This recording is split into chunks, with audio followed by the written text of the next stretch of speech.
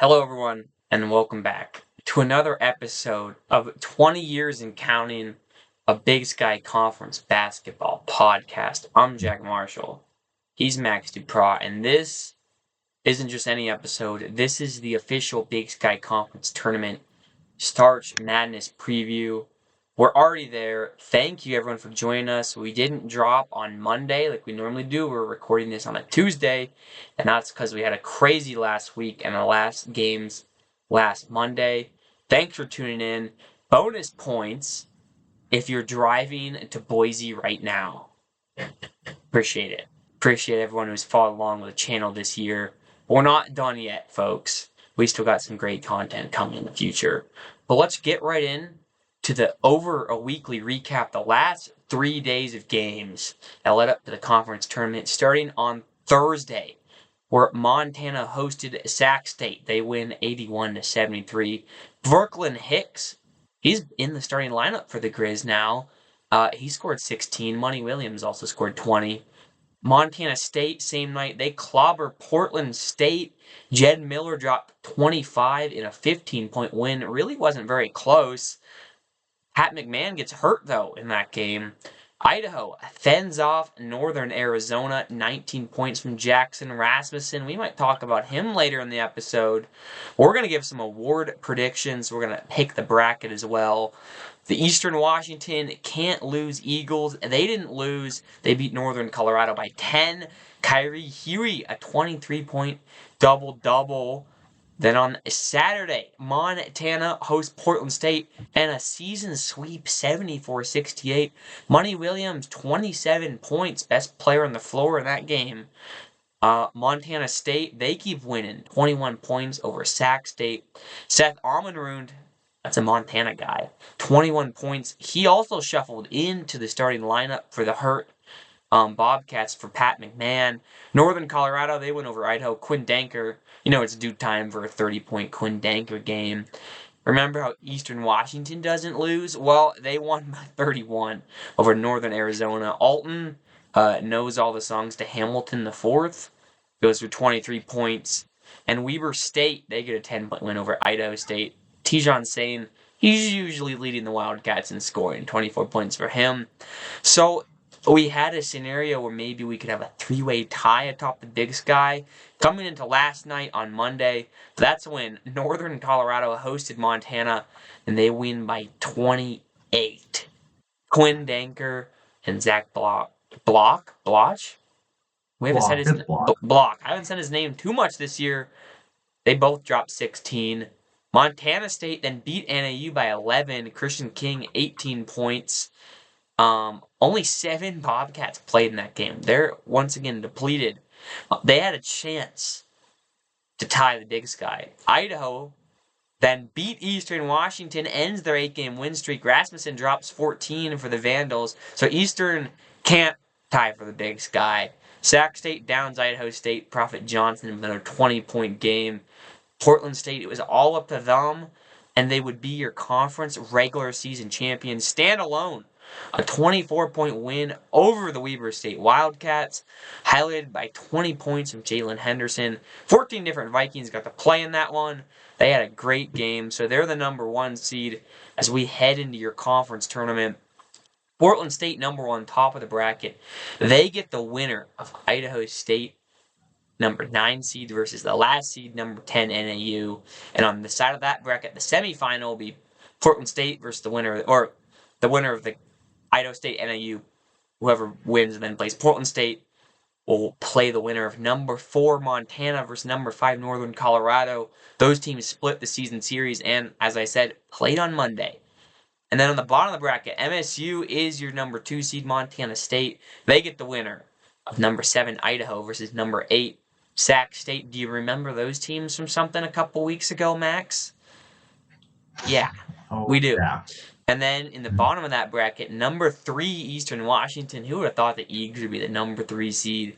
They play number 6 Weber State. Winner of that one heads to the semifinals. In the Ken Palm, things are kind of interesting. Portland State is at 144. Not the best Big Sky team. Montana State jumped up to 132. Northern Colorado is also at 139, so Portland State third in the conference. Eastern 161, UM 189. In the net, it has Montana State all the way up at 130, NoCo 139, and Portland is 140. So Max, a lot going on in the conference. We finally have our bracket. I have a Big Sky Brewing beer, for the Big Sky, so I'm gonna crack it open. And here's some of your takeaways from the end of the season as we look into the awards and also conference tournament. Yeah. I think my big thing to close out the regular season was definitely Montana, maybe not completely playing up to what they could have towards the end of the season. Obviously, the win over Portland State, the super high, they get the season sweep. I mean, you can't ask for much more than that in that scenario.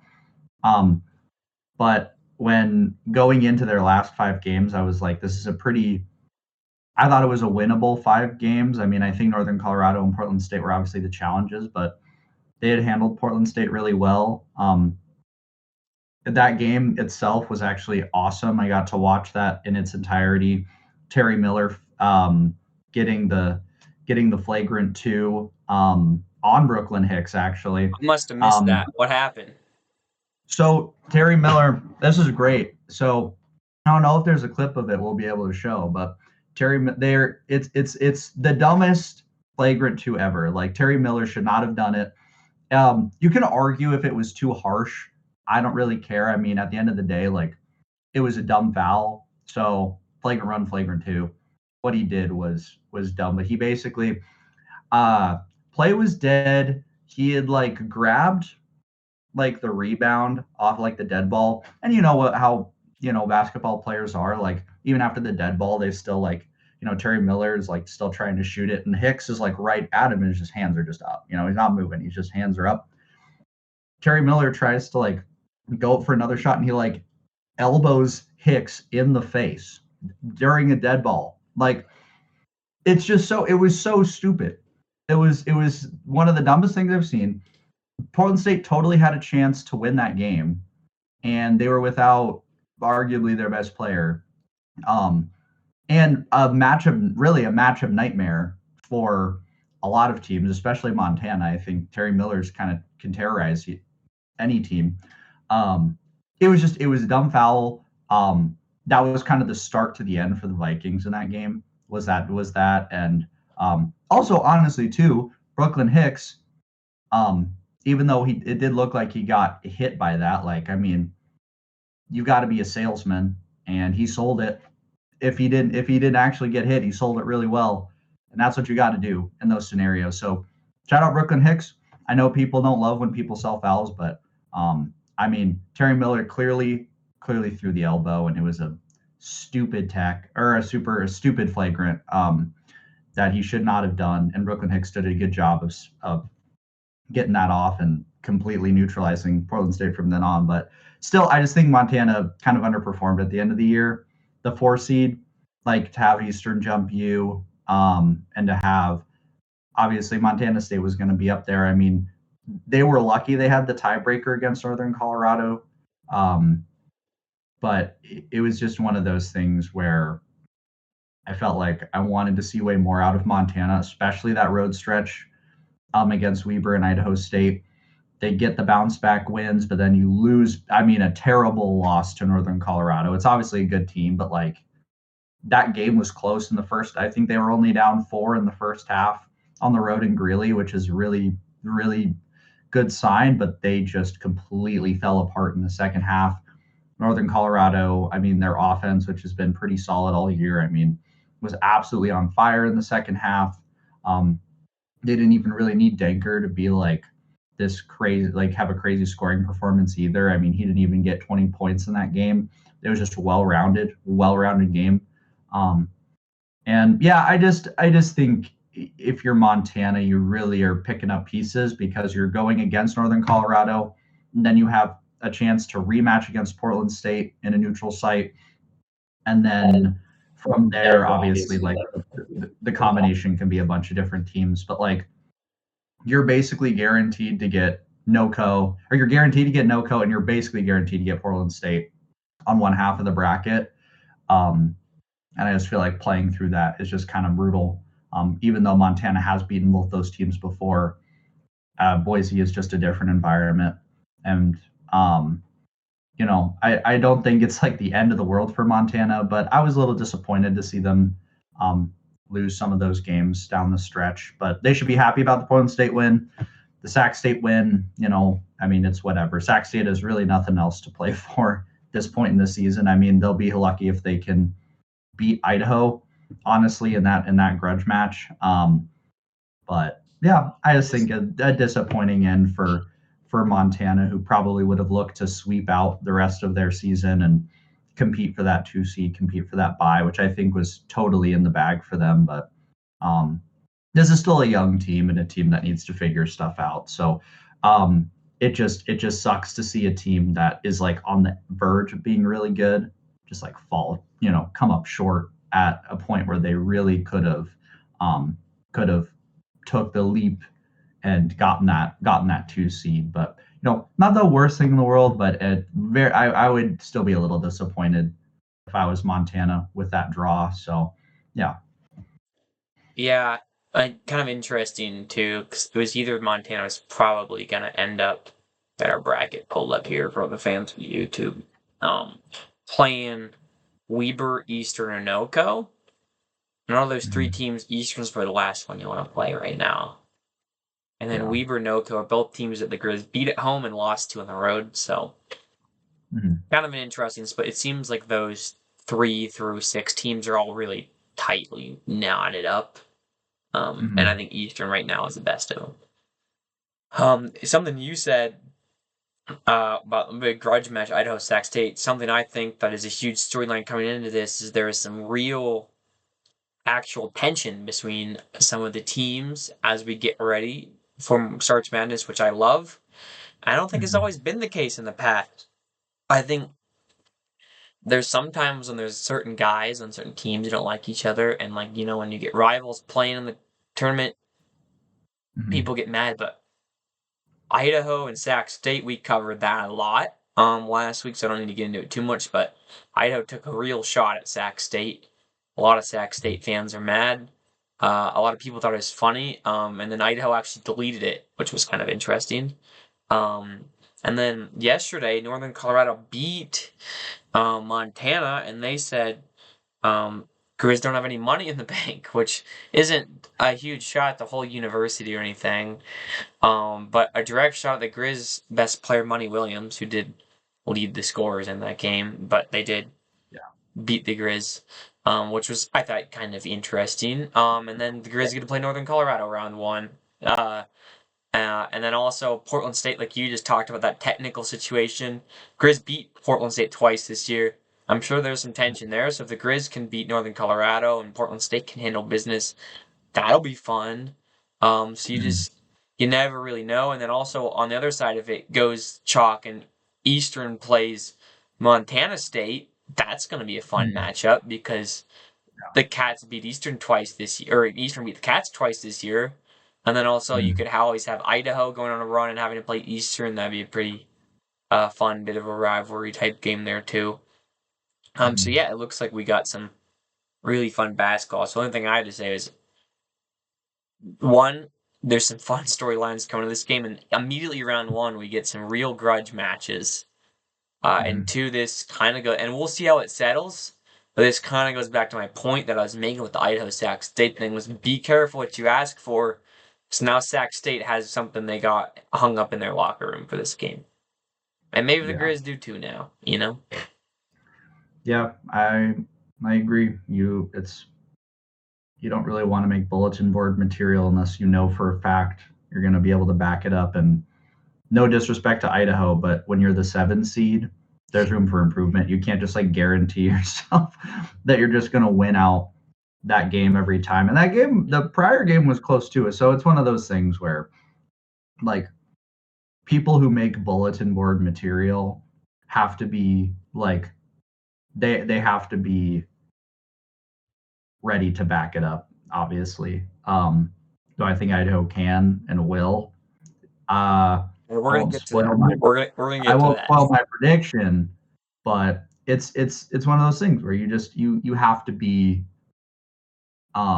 you have to be willing to play up, and usually the people who have to play up aren't the people who make that call. In this situation in particular, the people who have to play up did make that call. So now they're playing up for a battle that they might not even want. So that's always a tough position to put your put your team in. But that'll be a good game regardless. I have the two teams that have a lot of guys who can absolutely light it up. So I'll be interested. And we have the grudge match on the other side of the bracket, the battle of the bad, with Idaho State and NAU. Right, yeah. Famous rivals,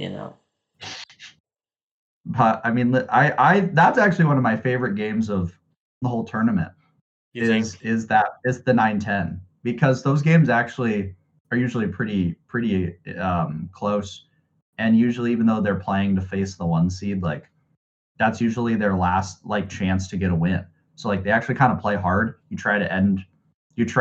kind of playing a team that's like similar level to you. So it's like you can look forward to like, hey, we have a chance of really winning before, getting destroyed, which obviously you don't always get destroyed. I mean, we've seen it happen where the one seed's gone down. Obviously, Northern Arizona was in a similar scenario a couple years ago, and they knocked off Eastern.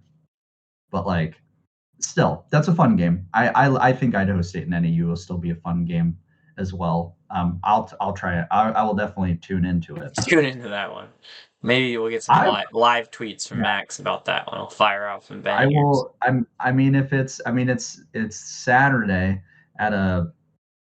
I mean, it depends on how far the teams I'm covering for my other job go in the Western A and B divisional. So I we'll might be see. tuning into that. I might be tuning into that. Let me pull up the Uh, schedule real fast. But what's another point? What's another thing you want to talk about here? um, one of the things. Oh, this one was just one just because we were spitballing about it, but top reserve is going to be such a weird award this Yeah. year, just because we're looking at a lot of the guys who we kind of thought were reserve players. I was, um, and a lot of I guys did who too. have, I did too. yeah, but like a lot of guys who have played like 20 plus games as starters. Um, which like when you play like 75% of your season on this as a starter, you're a starter. I mean, for the most part.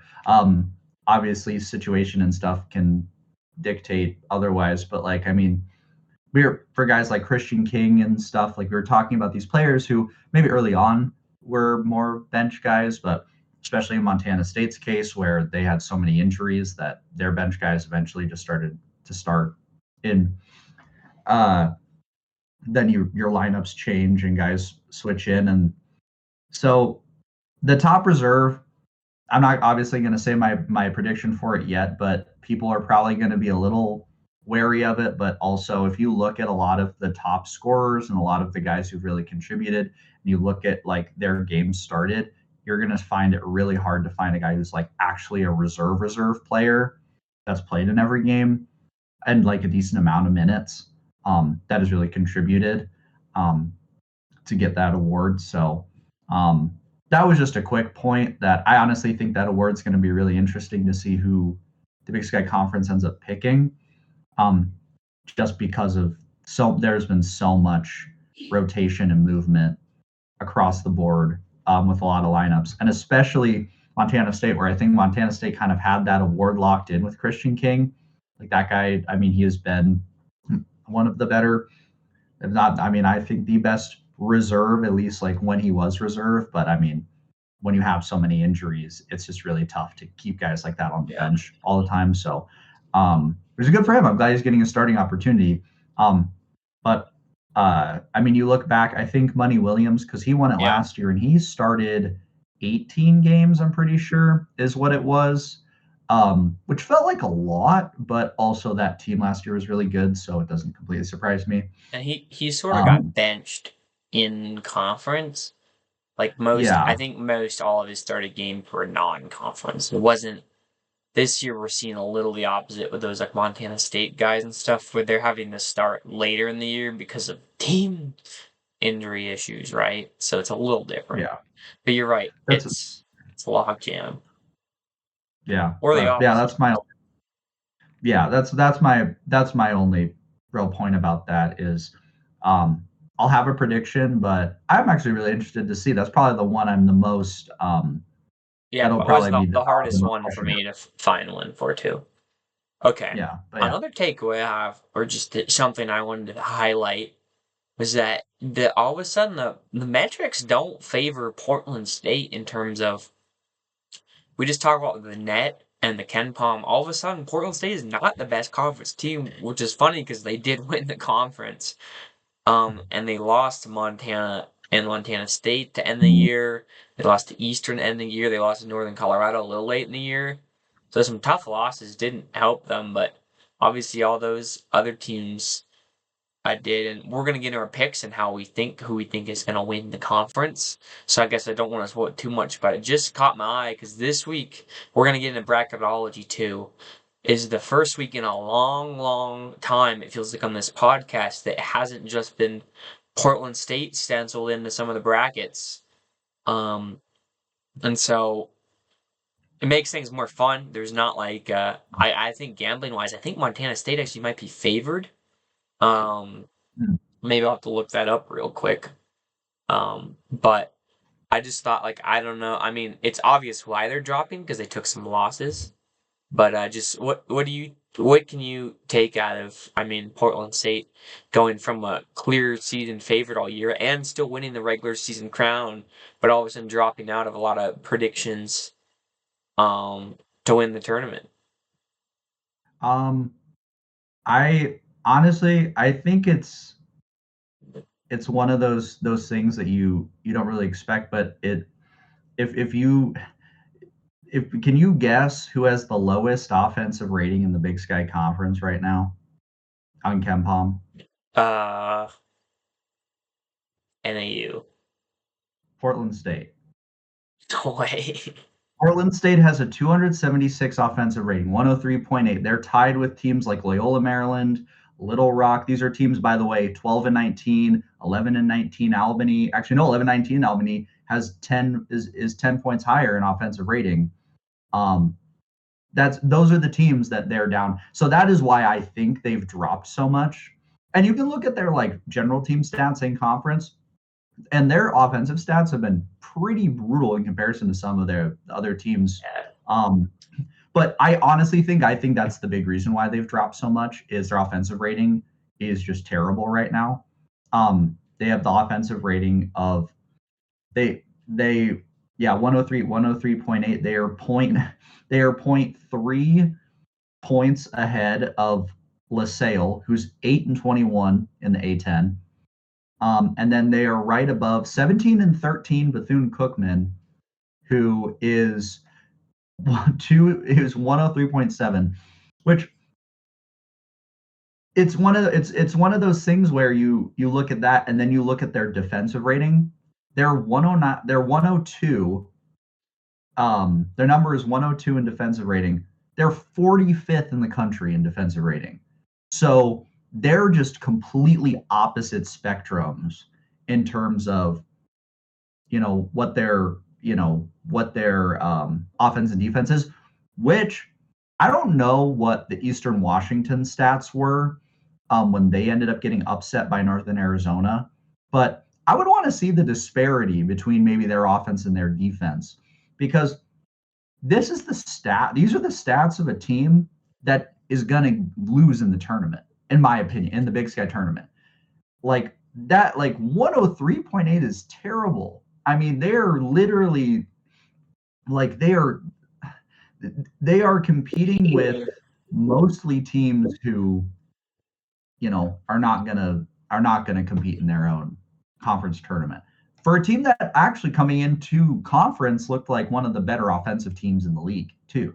So that's my take on that. Is their offensive rating's terrible? It's literally atrocious. It is how far away is it? Northern Arizona, by the way, is 9 at 105.8.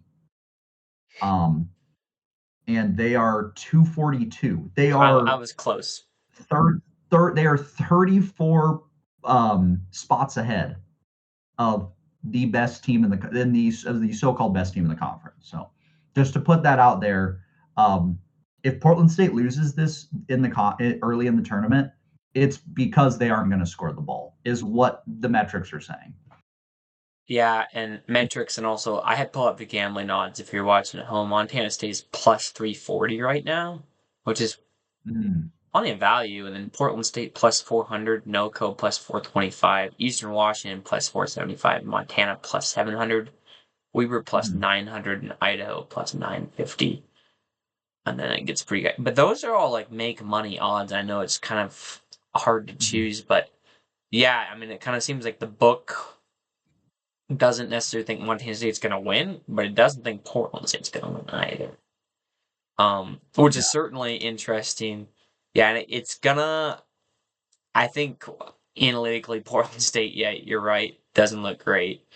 I do think as like a basketball watcher, they're fun because Mm. they have a lot of guys who can light it up, but aren't always very Oh, yeah. efficient, especially offensively. Yeah. Like you said, like Miller and Henderson are both guys who have had games where they shot a lot of shots that haven't gone in. But they've also had games where they've scored a lot of points by doing that. Um, Mhm. so that's fun. But that brings me, I guess. Do you have any other points or No, anything that's else that with that? that's all. I Okay. just yeah, look, I don't know what their like net is or some of their other stats, but I mean, if we're looking at just broad statistics, I mean, offensive rating, you can look at a lot of other stuff, obviously, but I mean, there's if you're just looking at the straight combined stat, I mean, that's pretty rough. But I would agree with you about the efficiency portion of it. I feel like that probably has a um, massive like influence on this is the fact that they do put up a lot of shots and there's a lot of nights where they just don't make a lot of those, but they still end up winning because their defense is so good. And, any guy can really kind of have a good game and the rest of them can kind of not have to have a good game. Jalen Henderson has had plenty of stinkers and he hasn't needed to be the best player on the court every time. So, um, same goes for Miller and Kenzie and Minot and all those guys. And Minot, I guess he's not like the scorer. He doesn't need to be a scorer. He's the defensive anchor, but still, it's that's really all for that. Say defense travels. Right? That's Remember that in your true. picks. Okay, I'm gonna get into a viewer question, first viewer question segment we've ever had. I haven't put a lot of calls out for questions, but our guy JC at Big Yeah. Sky Fan One on Twitter, at one Big Sky Fan One on Twitter, probably the biggest Big Sky basketball fan that exists in the world. Um, he gets a vote in the poll and stuff, but he did actually put his own poll out amongst Big Sky fans. That's 130 votes. 51% of those votes think Montana State's gonna win. Portland State second, 20%. But he asked us a question for the pod, which I think is a great thing to talk about before we start to get into bracketology and all conference. He says all season long, he's been trying to figure out the secret to the Bobcats' success, Montana State. What do you think Yeah. allowed this team to rise to second place in what might have been a rebuilding year? I have an idea. Would like to know what you think. Well, I think, and I'm definitely not the first person to say the first part of this, and that is that just in the last couple years, the conference overall has been, in terms of just overall like depth and talent, is down compared to some previous Big Sky teams in the last like decade. Mm-hmm. Overall, like I think they're really good and basketball is changing, but just with the state of college sports and like NIL and transfer, it's just really, really, really hard to keep talented players, especially Mm-hmm. those who are upperclassmen in the conference. And I think because of that, that creates a scenario where we do get younger guys who are good, which is fun. Uh, and two, you get a really close conference, which is also very fun. Like you can't complain about that. Like Coach Coburn, saw a video of him. He was celebrating a lot with his guys. Um, Mm-hmm. but I think when that does happen, if you do have a pretty talented team, they are gonna do really well. If you look out on some guys, you can really dominate a conference. And I think this Bobcats team is really talented. That is how they keep doing it. I think they, like in some previous years, maybe like would actually be not the best team. Like a couple years ago, I think they would have been like the fifth best team in this conference.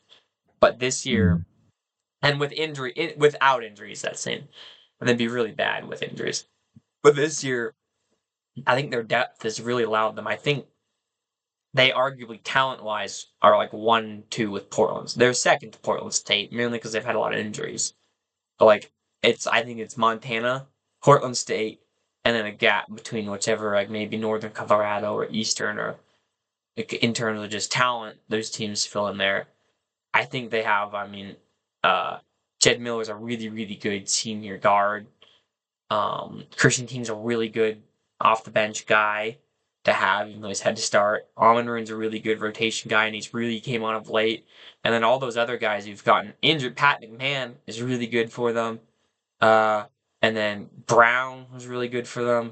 There's another guy that I'm thinking of who also had some really good games for them who also went down. There's Davian Brown, and then there's there's another guy who got hurt too who was also playing really good. Their big man went down too, who was playing some good basketball for them. I just think they had a really talented team. Um, with Pat McMahon when he was playing too. And so like the drop off just hasn't been there that would be there with other teams in their injury. And also I think the talent gap for them is a little farther above other teams that obviously hasn't allowed for them to drop down. And then so that's the first part of it is I think that talent wise, like they're pretty far ahead of other teams because they do have a little bit more resources at Montana State and just had a better roster. And Mhm. it's a lot harder to have a really good, talented, low mid major team, especially like at a school like Idaho State. Like it's going to be hard to have a team as talented as Montana right now, or bring in that much talent overall. Mhm. And the second thing is, I think their backups have just done really, really good stepping up. And like Almaroon's been great. That step kid, I think, was a walk on, who's playing their center now.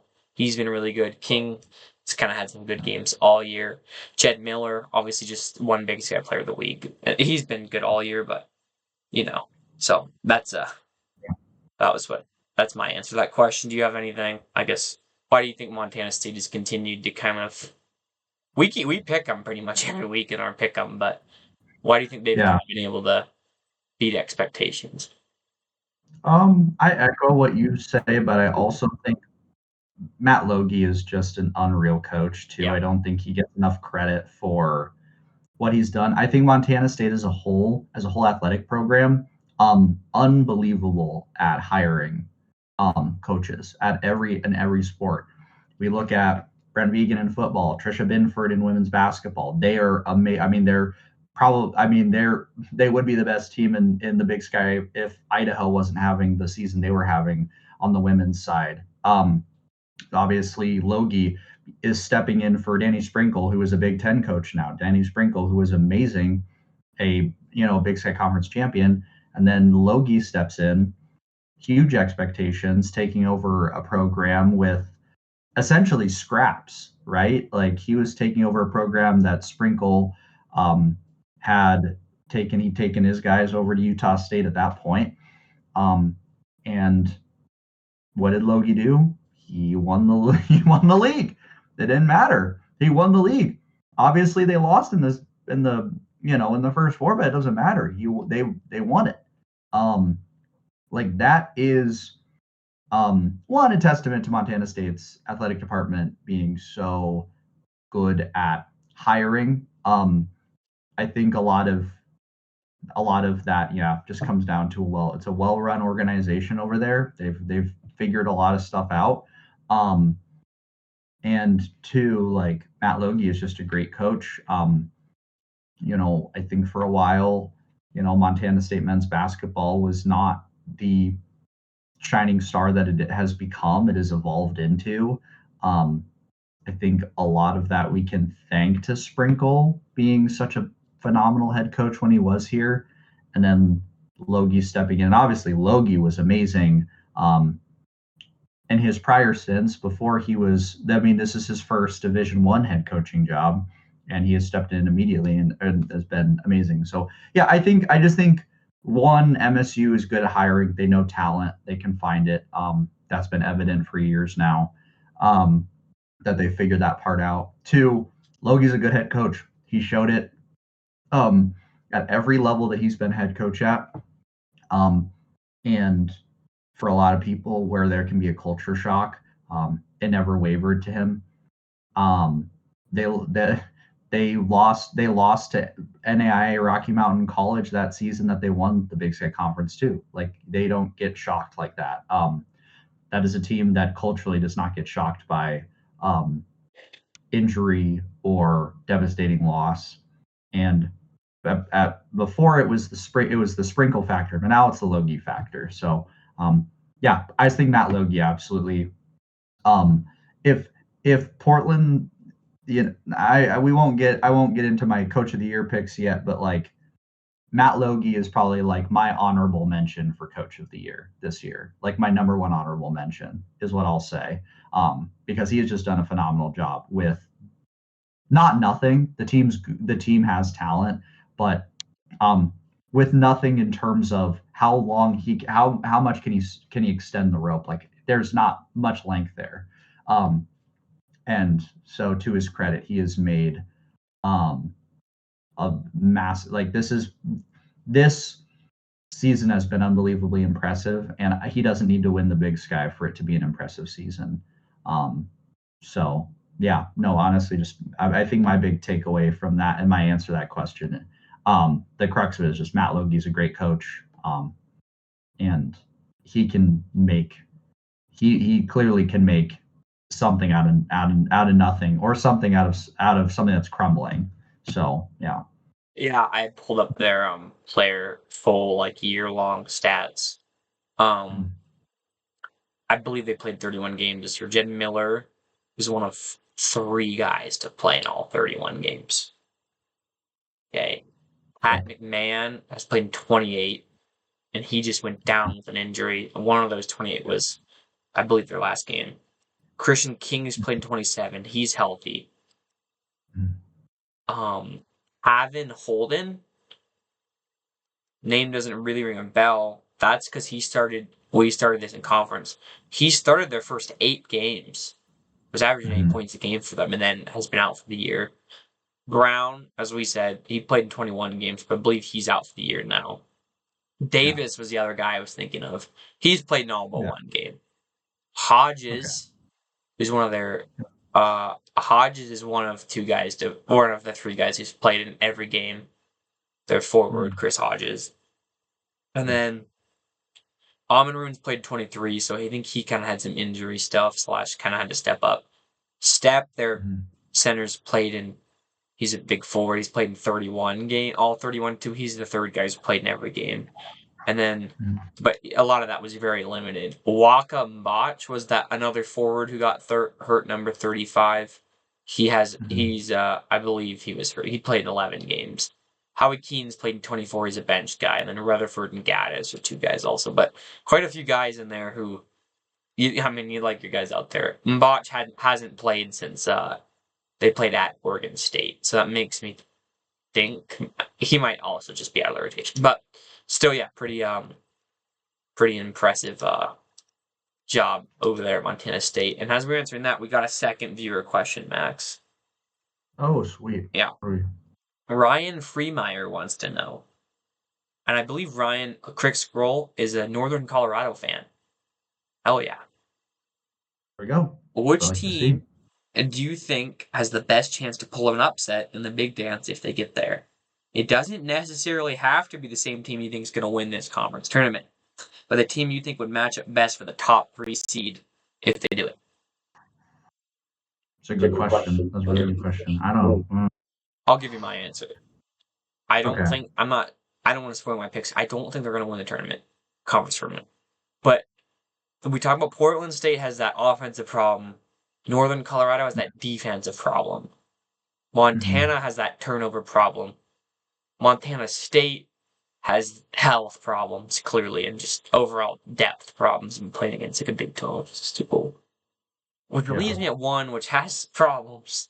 But Eastern Washington, I think they have a small guard who's a senior. That's Cinderella formula. They have two big guys. They have size that helps them a lot, I think, in Huey and Hamilton. Huey, a guy Yep. who played in games at Miami, and Hamilton has really come on of late. So two good guys. They have a couple really good reserves who are like seniors and stuff. Um, and they've done a good job in Big Sky play, especially recently, limiting the best player on another team. So, Yeah. a lot of those really powerful teams have. It's hard to pick a team, but I'll just go maybe Eastern Washington would be my pick because I think they have some good formula things, and they're also Mhm. hot, and they have a coach who's coached a team in and been a Cinderella in a conference tournament, and has coached the March Yeah. Madness before. So why not the Eagles? Yeah. I I honestly would honestly, probably go with Eastern too yeah, as my pick, but even though Northern Colorado has some of the defensive issues, I yeah, still think they match up like really well with a lot of teams like size wise, and they're just Danker is like the perfect like March Madness player, like a dude who could is just like do Jack Golke Jr.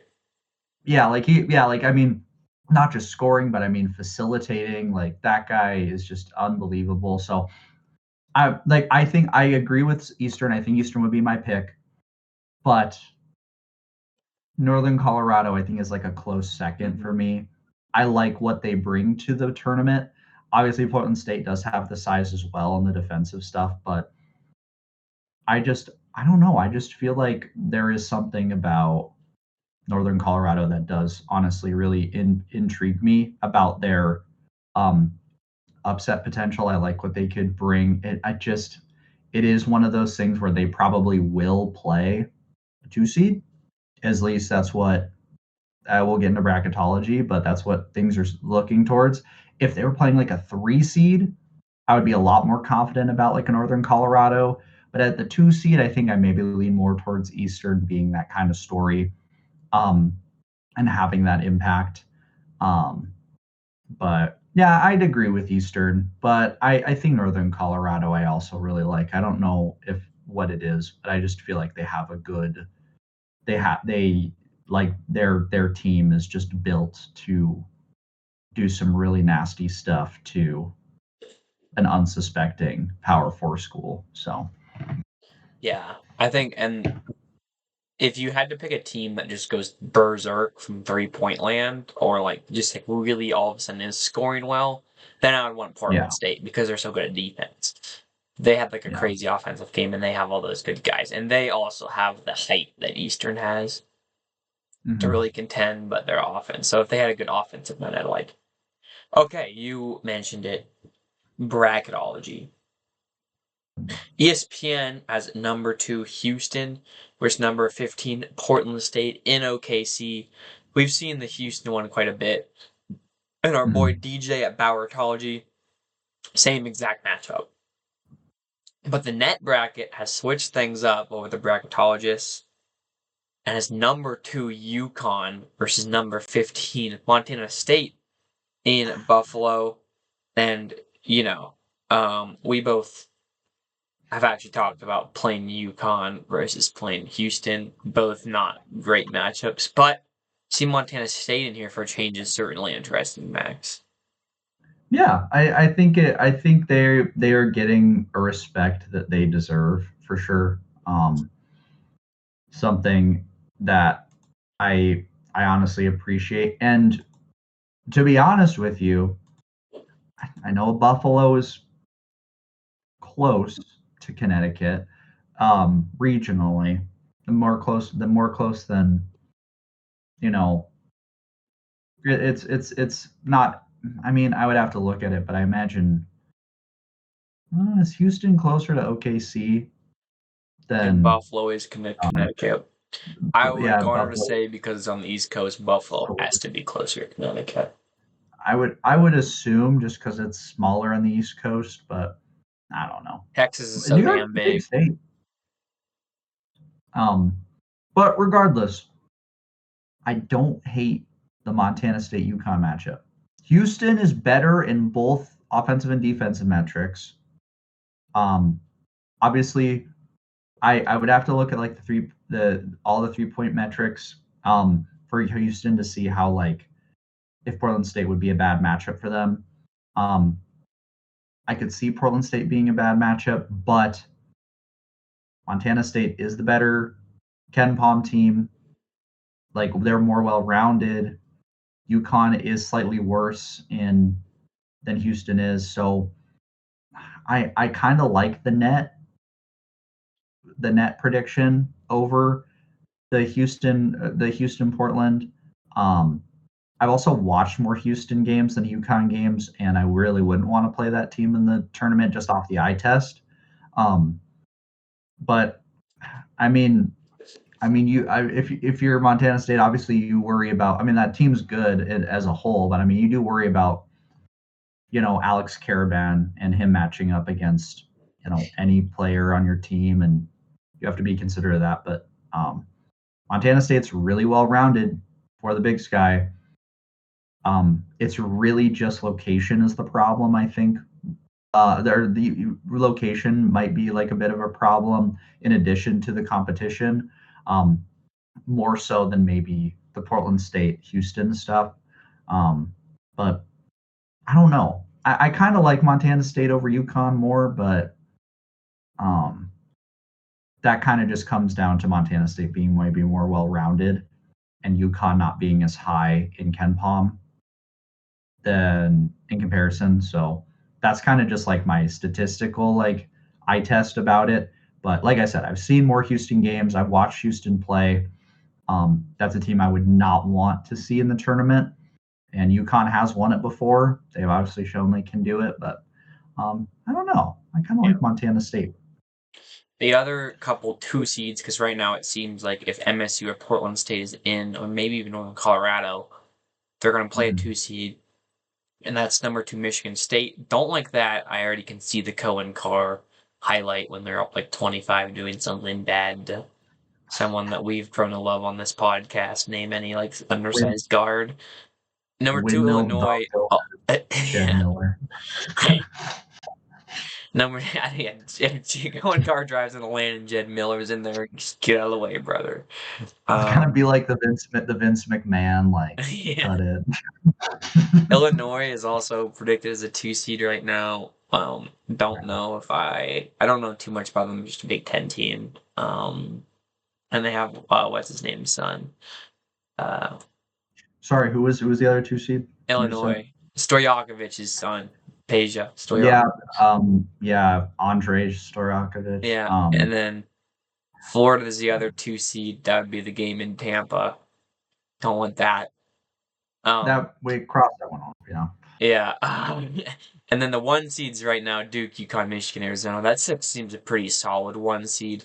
And that would be, I think, Big Sky only falls to 16 if someone who's not the top 3 teams make a run. We yeah, don't like those matchups anyway, but maybe we could get the first 4 win. If a bunch of lower conference teams get upsets and like a bunch of low seed mid-major teams sneak in, yeah, the 3 seeds, Iowa State, Texas Tech, don't like those. And then Purdue and Nebraska. We like those. We like those. We like those. So yeah. I'm always like big on the Big Ten upsets, like over. I mean, last year I picked High Point to beat Purdue, and I was yeah. pretty close to. They're pretty close to losing Yeah, to High well, Point. So I mean, Purdue just like likes to do that. It's what they do, and they have the same coach who like has the tendency to do that. And Nebraska just feels cursed in college basketball. But yeah, you never really know. That's what makes this sport so fun, and we never know about the conference tournament, which we're gonna get to. But yeah. first, let's pick some all conference. Max, do you want to start with your all conference team? First team. Who we're only gonna pick? Okay, we're gonna pick first team all conference. We're gonna pick the awards. For every one we get right, we're gonna get a point towards our weekly predictions because I need to make a comeback on my weekly prediction. That's why. Yeah. I will. I will. You want me to do all 5 of them? You can start with your first one because I guess I'll look at mine and I can echo if I have them on there. How about that? I'll just start with the easy pick, Money Williams. Pretty evident why I picked him. And obviously this is strictly conference stats I'm going off of, in conference performance. Um, but like Money Williams' second leading scorer in conference, is by far and away the best player on Montana's team. A Montana team that at one point could have been the 2 seed, obviously ended up the 4 seed. But I mean, Money Williams is Money Williams. I mean, there hasn't already, or what has been said about Money Williams. I mean, it's been said about him a million times. Yeah. He is objectively the best player in the league, and more than deserving of the first team all conference selection. If you count non-conference, he's also the leading scorer in conference by over a point. So, or less than a point, but that's and I don't, we don't know enough to know enough about how these things are decided, but I do think he goes from being the reserve of the year to an all-conference first team guy. Oh yeah. He's also in all stats third in assists. I'll credit that. Okay, I Yes. also have him on my all-conference team. Okay, who else do Perfect. we got? Um, this is a tough one because obviously there's like, I was like trying to look at like the past teams and like see like positionally what stuff looked like, and like how many of each Yeah, like did they position usually they had. throw in like a center or like abide by guards and forwards, or they just choose the 5 best? I feel like they were just picking. I mean, I was looking at last year. They had some like a good mix of like forwards and guards and stuff. I think this year guards have really been kind of like, there have been a lot of really good Yeah, guards this year, and the forward and center play has really been like, Portland State has really dominated in like um a lot of categories in like the front court. Um, both, I mean, offensively and defensively. It's not like there aren't, obviously we can talk about like guys like Wisney and stuff who definitely should get mentions, but like the big men, I think that much like a lot of years, like a lot of the big men in the Big Sky, you usually have like one or two really good, like kind of like clear top two centers, and the rest of the guys are kind of like bigger forwards that have to play center. But regardless of that, it's probably gonna look more like, for me, more like 3 guards, a forward, and a center for my team. okay. Um, just because I think, just based off of who's been the best this year, I I got feel three like I guards and 2 forwards. We're playing small okay, ball on my all conference team. yeah. And I don't think that's a bad thing. I think that's kind of, I mean, it's Big Sky Conference basketball. I mean, most teams run kind of, that's kind of what they We run ain't anyways. got a lot of 7-footers in the league, all right? No, exactly. So I'm gonna go with Tijan Sane Jr. I know that's a pick that I think maybe like might be surprising to people, but he's the leader in scoring in conference. He's ahead of Money Williams at 28.8. Um, For just he is conference? Oh. for just conference, yeah. Um, overall stats, he is. I have to look. He's seventh, but I think he's deserving. We'll get into the postseason awards soon. Um, I really like Tijon. This is probably my miss, if of any of the players on this. I think it's probably going to be my big miss, if it doesn't go through. But he played up to snuff in conference. Weber State is a team, obviously, that probably could have played better. They're still the 5th seed, but like, I mean, he was maybe the biggest game changer, for any single team in the conference in terms of just like guys who you kind of knew were always going to be, you know, on a different level. He is a great guard. And he plays bigger than he is. He's what, 5'10", and he's outscoring and getting past like a league that can have some bigger guards too. Like a lot of guys who will who play down. So I don't know. I like Dijon a lot. I'm going to stand by that pick. He is the best scorer in conference, and I think he deserves that nod. Even if I don't get it right, even if he doesn't get the respect, he'll at least be an all conference player. But I'm going to give him the first team nod.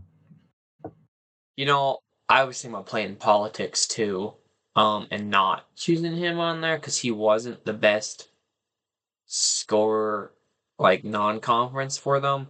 But I actually Yeah. will, in fact, agree with you and say that he'll be on my team too, just because he's the leading scorer in conference, and these are conference awards, not. And I think he Yeah. absolutely deserves it. Yeah. Um, That's a big distinction but I think yeah, people there's a forget couple about. like really good guards we're gonna leave off of here. And Oh, one of them, but Sane is on a good team, so yeah. like they're a top, 5 team. So I think he deserves to be there. Yeah. But there's a guy who's on a really good team who might get left off of our first team all conference. Okay, who do you have next? Let me go with Quinn Danker. Yep, Yeah, that's another I easy think pick. that's I think if we're looking at like the three, like the three guard, two forward kind of style for these teams, I think it's Williams, St. Jr., and Denker. Pretty clearly for me. Um, we can go. I mean, I'm not going to pick any more guards, but like obviously we're leaving off, Yeah. guys like Johnson and guys like Henderson, like Who, guys who who was the first clearly. guy you said? Sorry, what? Besides Henderson, who did you say Um, that we're leaving off? Prophet Johnson, but like obviously Oh, the team's not that because hold the like he. hold the you talk about your own list over there, buddy. Well, I guess that's true. That's true. We could still see him, but like there are guys that are obviously going to be that are going to have really good individual seasons that are going to be off here. But I mean, Denker is the player for Northern Colorado. Northern Colorado, was a team going into conference play looked like the best team. Obviously, they had a really rough stretch to start, but um, Denker was pretty much the engine for this entire team. It ran around him. Phenomenal facilitator. When he's like his motor is really good. When it comes to him just being lights out scoring wise, like he really does a lot of things that um, few guards in this league can do. And he's up there with the Money Williams in terms of guys who are really well rounded in terms of their offensive game. So yeah, no, I think Dinker. This my team. If my team was trying to win a basketball game, I think defensively we might have a couple problems, but um, at least just the guard rotation, this guard setup. But I mean, if you want to score a million points, we're looking pretty good. But Denker certainly belongs on this list. Last year there were 7 guys on the first team all conference. I know there were six like all the other previous years. I think we could add a Yeah, sixth let's add a player. 6. Okay. Let's do it. Let's do a six, and Yeah. that can be like a 6-man kind of like any position. Okay. How that? That helps me out a lot. then Okay. we can actually disregard what I said. Maybe one of those Yeah. players will actually make it onto my Okay. list. I need to think We'll about see. this. I need to think about this for a second. Because I think for 4, I'm still gonna go Prophet Johnson. Okay. Okay. Is he gonna be on your team still? Or actually, before we get to him, we Mhm. both need to have Terry Miller Jr., right? Oh yeah, Terry Miller's definitely He's on a my power list. forward. He's on both of our lists. Yep. He's he's second in the conference in scoring overall. Defensively, he's like top 5 in steals, top something in blocks at 2. Like defensively, he's been really good um, just off of straight stats. he's 11th in blocks in Oh, oh no, 11 in blocks. Okay. in Never this mind. is just conference though. But Oh, right. But he's also fourth. He's fourth in steals as well. oh, he's So, fourth. That's right. all, He's really good at steals. and he's also tied. He's tied with ninth and 10th for blocks too. So he's arguably like he's basically a top 10 He's top 10 in assists blocker. too. Yeah. So He's like I top 10 in mean, like pretty much every category, and he's a really good big on the best team in the conference. So yeah, that's an easy one. Um, gosh. So you're gonna put Minot on your team too, right? As like yeah, traditional center. yes, God, I honestly, I think like I want Terry Miller Jr. can be the only forward on my team. I kind of want to yeah. do rather than Minot, have Jalen Henderson and Prophet Johnson on my team. Interesting. And Okay. I don't think the Big Sky will vote it that way. I think they're probably gonna put Minot on there. But I think Jalen Yeah, Henderson is just like more of a scorer uh, yeah. throughout the year and has had some really big games for the team. Hmm. He's seventh in scoring in conference. And obviously Johnson's third, right? And Yeah, yes. Henderson's also second in assists, which I like a lot. And Mhm. Prophet is first in steals. So those are just I like those guys. So you're gonna have Minot though at your fifth, right? Yeah, my not will definitely. Yeah, Trayvon. I mean, he is he's not the sole reason why their team is so good defensively, but I mean, in the Big Sky Conference, when you have a guy of that kind of size and athleticism, it's really hard to get around that. Um, so we'll get into awards too late in a second, but Minot, I mean, I think deserves to be on there, and I mean, he is like the center. And then I'm also going to go with Jalen Henderson, though. Okay. I think It's Prophet not Johnson's my big yeah. snub for this list, just because obviously like team performance plays a little factor into it. Like the team was not when he's putting up really good numbers, but that you'd like to see maybe a little bit more from the team around him. Um, He's and like you're the saying team he's success. like Trey Young or like LaMelo Ball. Yeah, like just yeah. What do you mean? Like the They score a lot, but they're on bad teams. oh yes, yeah.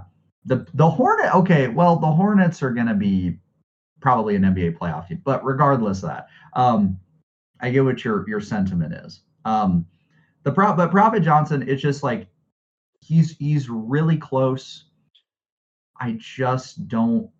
Yeah, I Well, just don't. last year I don't know. NoCo was the regular season champions, and they got three guys on the first team all conference. So Yeah, I don't disagree it's with that. yeah. So I just think Portland State.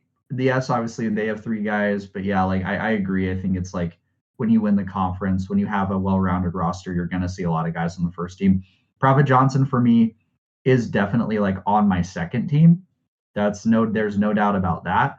But I mean, he is probably the number one snub off the first all conference first team. Um, there's other guys who obviously don't make the list. Moses, Miller, probably 2 other guys who would have consideration just because they were the best scorers on their respective teams. And Miller obviously has the team success. Moses, same deal, has the same team success. Um, Maybe a little bit more inconsistent than I'd like, but to be fair, Jalen Henderson was, but he also was on the best team, so he gets that preferential treatment. Um, but yeah, I think that's my list. Obviously, a lot of guards who kind of get snubbed off this list, but it was a good guard year. It was a really good year for guards. So So for those of you who maybe are driving to Boise and didn't write this down, our all-conference teams, which we put 6 guys on, we both have Money Williams, Montana, T. Sane from Weber, Quinn Danker from Northern Colorado, Kerry Miller Jr. from Portland State, Jalen Henderson from Portland State, Max chose Trayvon Minot as well from Portland State, and I subbed in the Prophet Johnson from Sapp State. Okay. Real quick before we segue into other awards, Tim McLeod commented on our article on our podcast questions. Just said he's happy for 48 hours of Joe Craven's greatness. More than 48. There's 3 days, 4 days between, wasn't it? I don't know. There is I think there's 5 days of Joe Craven's. Okay, people, if you want any live tweeting from me, it's basically just going to be whatever the hell Joe Craven says during. So you like Start Joe Craven's? I love old dudes who say random shit during a basketball game. I'll have to re-up it, but I made Joe Craven's bingo last year. Yes, bring that back. Yes, the Joe Craven's bingo was amazing. Yeah, I'm gonna find that. I made a graphic of it. It's somewhere in here because I definitely made Joe Craven's bingo. And I'll comment on that guy's post. My mom does not like Joe Craven's. All secret. No, but she thinks he's annoying. Just so I don't think you're listening to this, Joe, but don't listen, okay? Anyway, okay. So Max, we let off with earlier in the podcast. We don't know who the top reserve is. It's interesting. Who is your top reserve of the year in Big Sky? My top reserve, and it's a lot of it comes down to like the big thing of like they didn't really start most of the season. But I do want to give this guy a lot of you're so mean. By the way, this guy, former Big Sky Conference Freshman of the Year. Just want to point this out. Oh yeah, don't forget it. But I'm gonna go with Nigel Burris, who is a guy who, by the way, I compared his past 2 seasons at Weber State. He started in almost every game last year. He averaged 4 less points than he did this year, starting basically the whole season. He played 30 less minutes this year, starting only 11 games out of 31, and he was averaging like 10.4 points. He was like the rotational guy for Weber.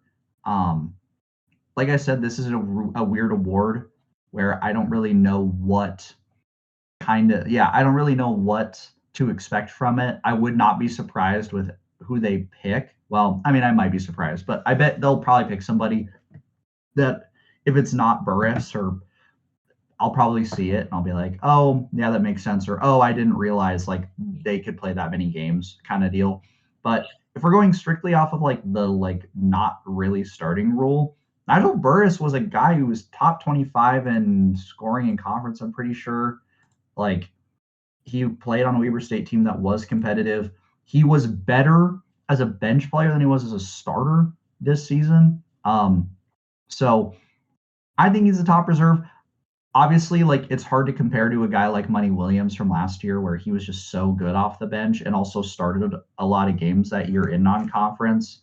So like you're comparing a guy who is this year one of the best players in the league to, you know, a guy who is very clearly a good rotational guy, a very good 6-man, but it doesn't have like even close to the numbers that Money did last year. But I think that's kind of the theme with this top reserve award this year is it's just probably going to be somebody that you might not really expect, but they hit the like the game limit thing. So yeah, I'm gonna go with Nigel Burris. I think he checks that top reserve box, and also has had a really good season for the fact that he basically lost his starting spot and has been mostly a 6-man, but he's been better as a 6-man. So yeah. I'm going to disagree with you on this one, but it might be Nigel. You know, Weber State's pretty close to the headquarters. You know. Oh yeah, So maybe it's a there's some good point. insider stuff. In But farming. yeah. I also we've talked about we don't really know what it takes to be the backup of the year, Yeah. reserve of the year. I like Isaiah Brickner. He hasn't Mm, started that many games, and he's had some Pass. really big games. So he's my pick. Let me look it up. I feel like he started. How many games has he started this year? He He started started. one sec. He Oh no, started he's only started he eight. started Okay, 8. okay, Yeah. He's averaging 11 games here. So okay. he's I kind of like a I may. true like off the bench like could go nuts guy. Yeah, And Christian King, we talked about another guy who sort of could be in that category as yeah. off the bench. Another guy I had was Caleb Vandegrind from Idaho State. Oh, yeah, He only started in a few, and he was also sort of that way. But Idaho State not very good, so the top reserve, the idea is like maybe reserve is on the team. And then yeah, Christian King and yeah, Davian Brown are two guys from Montana State. We don't know if they count. yeah. We think But if they they do probably count, play they too. could maybe. Okay, so Yeah. your top reserve, Nigel Burris. Mine, Isaiah Brickman. Who's your freshman of the year?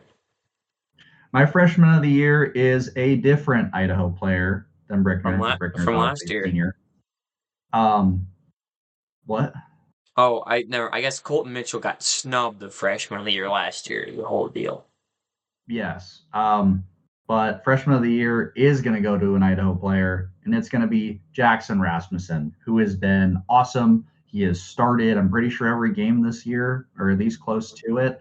Um, he's been great. He is also a local kid. He's from Meridian, Idaho, I'm pretty sure. Am I Yeah, wrong about that? Yeah, he's from Meridian. Um, I mean, can't ask for much more than that. I mean, a really good scorer. It's I feel like there's always like one freshman that really does stand out each year in the Big Sky Conference. Like there are a lot of young guys, but I think the past couple years there have been some dudes who've just been very clearly like difference makers as freshmen. When you start that many games, you score that well. On an Idaho team that on a good night is really fun to watch, and Rasmussen's one of those reasons. So yeah, the local kid was going to get this one from me. I'm Semi-local, also. I guess. Yeah, I'm also gonna pick Jackson Rasmussen. I think he's been really good for them.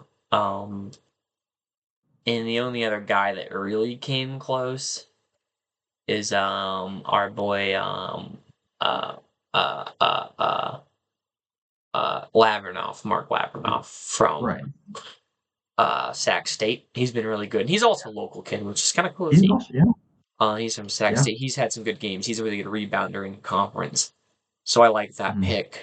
Um, are there really any other freshmen you can think of? I know NAU's got that true freshman kid who had some good games. Oh yes. Montana has what's his name's technically a freshman too. Oh, Number Owino. Oh, Aguino, he's a true freshman. The other guy's a freshman too, though, on the Grizz.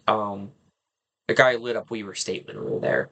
Um, Completely blanking on his name. Oh, Thompson. Tyler Thompson's I a. think he's technically a freshman. Yeah, Oh, really? Okay. I guess I yeah, didn't really think about that. I thought he was not a senior, obviously, but maybe a little like older than. I think so. But I guess you're right. He was a recruit. Yeah. Never mind. Yeah, Um. but Anyways, yeah. I'm gonna. No, that's okay. There you go. Yeah. Aguino. I definitely thought about Aguino, but I mean, I definitely like deserves consideration. He But had a great he just season for a hasn't had to freshman. be the leading scorer in some games like Rasmussen has. No. Yeah. Okay, your newcomer of the year is a guy I think your pick is better than mine. Now I'm looking at it, but more obvious, but Uh, I'm still gonna go with my gut.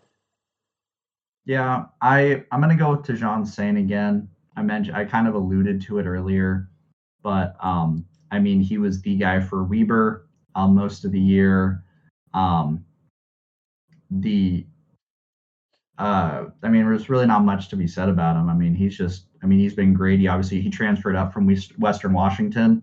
Um, and yeah, I think it's pretty clear that he's Yeah, um, the guy. I was thinking about Profit Johnson for a second. Providence, I just didn't Providence look. I probably the didn't only realize other how guy. much Yeah. Sane had been good in conference before we started having these conversations. You've kind of swayed me. Um, Mhm. Profit is another good one. As someone's came in as not his first year, Fairfield Yeah. transfer. Um, who else? Oh, and you know who also is an honorable mention is Isaiah Moses. Has also been a very good Yeah, for transfer in the sure. conference. Anyone? I'm trying to think. It was another good transfer who's made a pretty big impact. Um,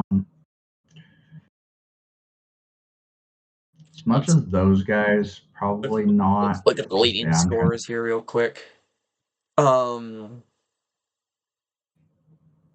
Honestly, we've had some pretty good. Alton Hamilton on Eastern and Oh, Huey. Huey right. actually used to play for Yeah. Idaho State, but those guys both came in this year, Mhm. so we'll count them. Christian King for the Cats has been all right. Good Yeah. transfer. So there's a couple other guys in there. Mikey Williams. Oh yeah, it's a good. If he would have been more healthy Yeah. this year, probably, which is obviously not his fault, but Okay, um, defensive player of the year. We both picked yeah, Trayvon Minot to go back to back. It yeah, is I think, you know, well, just going back to the new before you say about his Trayvon defensive ability, it is truly insane to me. The Portland State had Trayvon Minot, Terry Miller Jr., and Jalen Henderson last year, and yeah. didn't even make like the Big Sky championship game. It didn't smell it. Like I want to what? know what they. It's just crazy. Like they were pretty good last year, but like what? And that's why they got voted second in the league coming back. But it's Yeah, crazy those guys were all on the team last year. You know. yeah. I'm also surprised by that. It was yeah, I was also surprised by that. I don't know. It's one of those where yeah, I don't know. It's just a. I mean, I do think there were some really good teams last year. I think the competition was really intense. I think this year maybe I think the competition was like right at the level that they needed to be the best. Um, but doesn't mean they weren't good last year. I just think I think there were some better teams just all around, and also just I think Coburn also getting a year under his belt with that squad and then having them all back, I think is just immensely helpful. So I think it just helped from a coaching standpoint that they're returning. So I think this year was kind of always bound to be their year instead of last year. Well, speaking of coaching, we also picked Chase Coburn to be our coach of the year.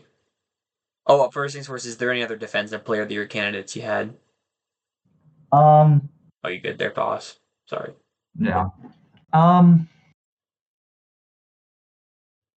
I mean, you could like make a case maybe for Terry Miller just because of his like well-roundedness, but I mean, he's kind of like pretty far off still just because of the overall defensive effect. But yeah, Evan Otten, he um, did lead the league in blocks. Yeah, that's a good and was point. top in rebounding on like a once Right. again on a very bad team. So it's like, oh, how much defense is being played? He was actually the freshman of the year last year. Did realize that? He was. Yep. So So On definitely deserves a shout out I should because have made you guess yeah, who and the players of the year were last year. if he if Auden sticks around too, I think he totally could win it like next year as well. But I think Minot was the best defensive player on the best defensive team, basically in the Big Sky. So he probably deserves that over Auden. But if Idaho State's better next year, Auden continues Yeah. his what he did this year. I If he think re- if totally he next remains year. in Pocatello, Yeah, but I mean that's always the tough part. It's hard to those are really hard predictions to make because a guy of that talent playing on a team that was the second worst, you do worry about him making that jump somewhere else. But I don't know. We'll see. We will see. But Trayvon might not. He gets it this year. Finally, the coach of the year, we both agreed, Jace Coburn. I also Yeah. think Dan Monson deserves a Yeah. shout out at Eastern, and you said also Coach Logie and MSU also deserves a shout out, and I agree with those guys both. Deserve credit, but Coburn, I think, just by the way, he's kept that team together, and how historic this season's been, kind of has to be. Yeah, I agree. The first outright regular season title since 2008. They're yeah, they kept together what could have been the best team last year. Ended up not being the best team, but a team that had the potential to be, and then they actuated on it this season. So yeah, I think Coburn is more than deserving, but Monson and Logie, um, it was tough. It was tough competition for Coach of the Year this year. I think you're Yeah, if Portland State had been like expected to win and maybe they'd lost another game or two, or if it was like next year they'd won already, Monson or Logie might have snuck up and taken it just with the jobs, especially Monson with the job he's done at Eastern. yeah, Um, without their arguably their best player too going in yeah, well, the preseason. the only returning first, not all conference, or the highest leading returning scorer, I guess the highest. Yeah, Yeah. yeah. So yeah, Okay, and then our MVP we both agreed on is Money Williams. yeah. I think Um, he's had a great year. We talked about it in our all conference.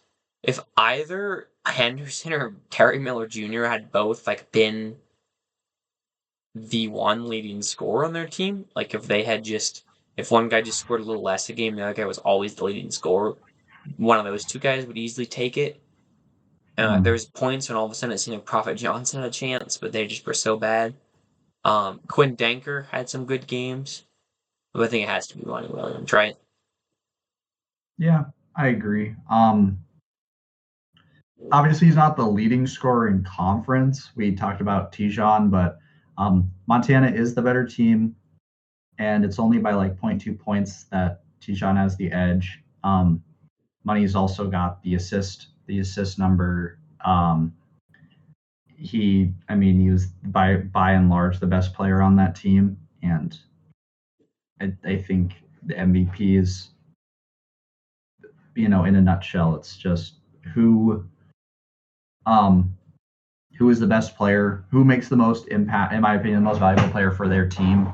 And I mean, Money. If Money wasn't on Montana's roster, they might be fighting with NAU, Idaho State for the bottom, just because that's how much of an impact he has. Like that's how much control he has in that offense.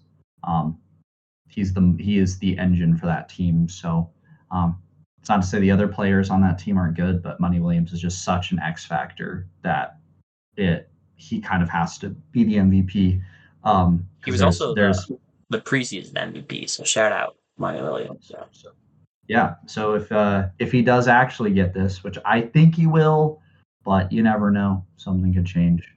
Um, but yeah, very much deserved, and good prediction by the Big Sky if it happens. Which they might be vain. They might be like, oh, we preseason picked, they got the preseason pick. I mean, we might as well just run with it. So um, yeah, Before we pick the tournament outright, I was just looking back at last year's all conference, guys. Some interesting stuff. MVP was Dylan Darling, now in St. John's. We went over in an earlier episode. I wonder what he's been up to. Maybe Google some of his recent stat lines while I go through this. Freshman of the year, as mm-hmm. we said, he was also the newcomer, Dylan Darling. Yeah, Freshman year was Evan Otten, who's had another good year at Idaho State, but obviously didn't mm-hmm. make any crazy scoring jumps, just defensively. Defensive player of the year was Minot, obviously. Top reserve was Money Williams, now a starter and good. Coach of the year was Travis DeCure, which is fair, and he deserved it that year. First team all conference, Darling, Idaho State, Langston Reynolds from Northern Colorado, who is now on Minnesota, who I don't know where they were near the bubble for a while there. I don't know if they still are these days. They beat UCLA, so They might be closer. Langston Farther dropped away. 21 in that win over UCLA too. Let's see. Bracketology, Bowertology, Minnesota. They don't appear to be in the next 4 out of the first 4 out. And I don't see them in the 8-9 territory, so that makes me think they're not. We won't get to see Langston in the big dance. But how's our boy Dylan Darling doing? He got 7 points against Villanova on the 28th. Played 21 minutes. He shot 37% from the field, 3 for 8. He made his only 3 of the game. Didn't shoot any free throws. How many turnovers did he have? He had no turnovers. Okay. Pretty all right game for him. He had, by the way, he had a 23-point game, by the way, over Providence, at Providence, on February 14th, Valentine's Day. Wasn't that the game there was a big fight in? I think there was. Oh, I think you're right. I think there was. Okay. That's probably why they all got ejected, and he was the only one who. They're like, man. Sorry, yeah, that's disrespectful to you, Dylan. But St. John's is looking like a 6 seed right now. No. Okay, who else do we got? Trent McLaughlin is on the first team. He graduated. Blaze Threat at Weber State. He graduated. Joe Pridgeon. Gosh. Isaiah Hawthorne, Northern Colorado. Do we think he graduated, or do we think he transfers? Anybody? I don't know. Also, I'm pretty sure Trent McLaughlin was the preseason MVP for that prior season, that season too. He was. Yeah, so. Isaiah Hawthorne. Oh, I don't know. Isaiah Hawthorne may not be with us anymore. What happened to him? He must have graduated. We also had Jaron Riley. Another Northern Colorado guy. He was on. They had 3 guys on the first team. He's he's playing in the NBL right now. Okay, so he's done. Okay. Yeah, he's playing for the Perth Wildcats. Good for him. A second team, Malik Moore and Xavier Boy. Malik Moore, former Grizzly. I don't think Xavier is anywhere near the tournament right now, based on when last time we checked on him. Carson Tout, another game. Notre Dame I saw an article that he's trying to start a football career, which we said he should be doing. There's no way. Yep, he is. This is the second team. Terry Miller Jr. Hello, I ever heard of him? Jacob Holt from Sacramento State. I think he graduated too. Yes. Holy crap, Jacob Holt. Yeah. He's also in the NBL. Dude, how many Big Sky guys are in the Well, the he NBL? might be from Australia. And then Money Williams, Brandon Whitney, both from the Grizz. One graduated, one's still there. Jalen Henderson was honorable mention. Also, you're wrong. He was from Canada. Sorry. Queant Myers from Portland State. He must have graduated. Jake O'Neal from Idaho State also must have graduated. Brandon Walker from Montana State is an honorable mention. Yep. Even though he got benched at the end of the year. He's on Mississippi State now. We went over that. Not playing very well. Is Mississippi State in the conference tournament? Any ideas? Looking at their most recent games, probably not. No. Looking at the amount of losses we've seen from them. Jack Payne from Idaho is an honorable mention. Certainly hasn't replicated that season. And then defensive team, Minot, Tout, Whitney, Jake O'Neal, and Zach Block in Northern Colorado. So, cool. Okay.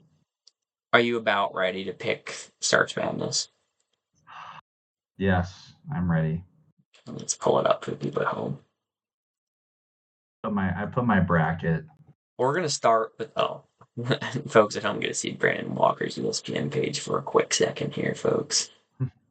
Yeah, I had my bracket up too, but I was going to pull up the game times, but I think we already know them. Actually, it probably already says it on the bracket, doesn't it? Okay. We're going to start things off with the Idaho NAU team game. 5:30 on Saturday, March 7th. Idaho State, sorry, says.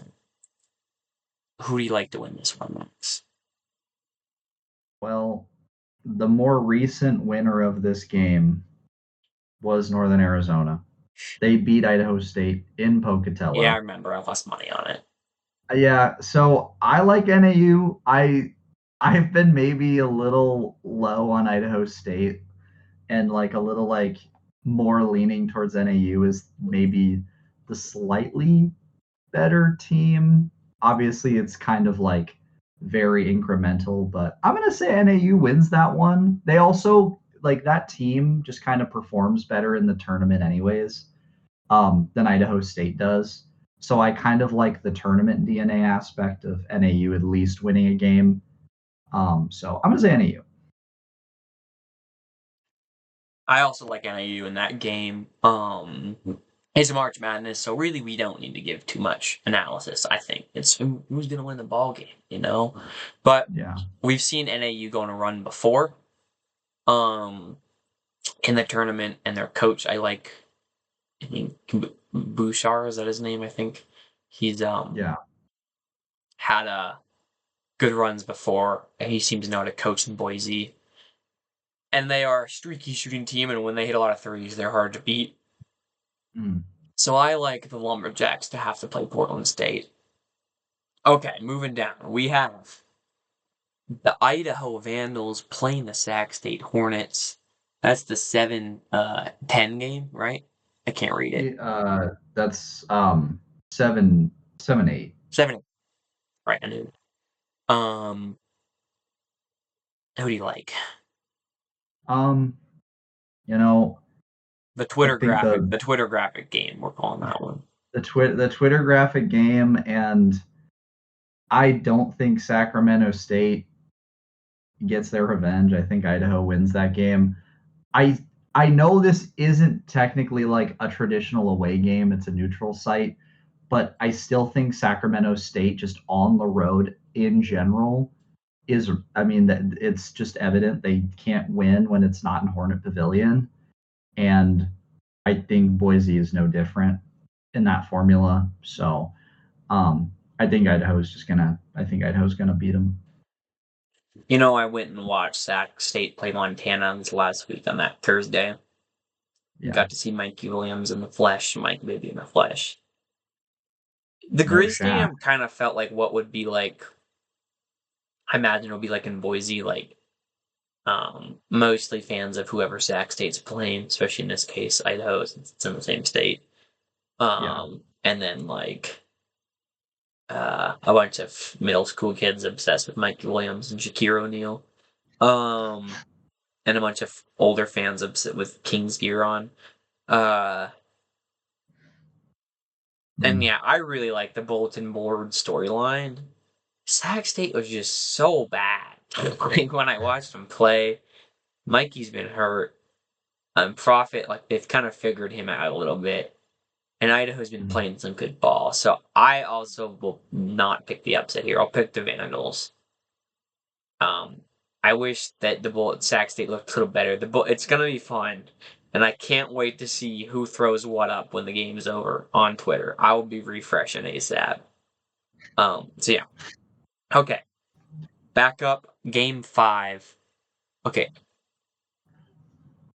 Oh right. So if you're the 1-2, you get to play on Sunday. Right. Yep. Did they change that recently? Um, Maybe. no, I thought that's how it was. Okay.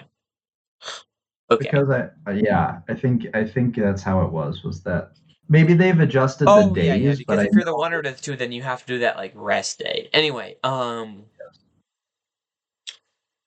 the winner who we've picked with Idaho State and NAU. We've picked NAU, both of us. Who do you have? Portland State NAU. man, NAU has some magic in them, but Portland State I just think defensively is way too good. So, they'll probably kill them. It's probably what the I'll make the same bet. Okay, so if NAU wins and they move on and they play Portland State, I'll make the same bet that I made the last time Portland State and NAU played, which was if NAU beats Portland State, I will chug like a carton of milk. That's Mhm. my that's my bet. But PSU is going to win that one. I also like Portland State, but I think it might be kind of close. Like, I think NAU might give them a scare because NAU had played a game in the tournament when they played down in Flagstaff. NAU did.